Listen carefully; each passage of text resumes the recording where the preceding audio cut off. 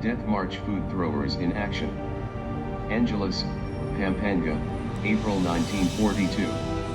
When some 75,000 Filipino and American soldiers surrendered after the Battle of Bataan on April 9, 1942, the Japanese forced the starving and diseased prisoners of war to march under the hot April sun from Marivelez, Bataan to Camp O'Donnell, Capas, Tarlac, a distance of about 50 miles.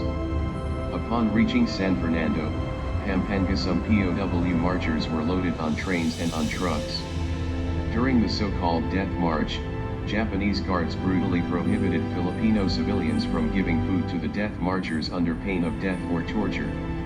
Mysteriously, however, when the prison trains and trucks full of P.O.W. were passing by Angeles, Japanese guards allowed Filipino civilians to throw food packages to the P.O.W., thereby saving a lot of starving P.O.W. from early deaths.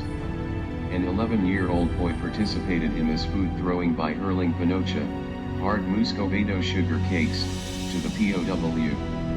He endeavored to recall and draw from memory this most unforgettable historical event with this drawing, as his lasting tribute to those thousands of our unsung heroes.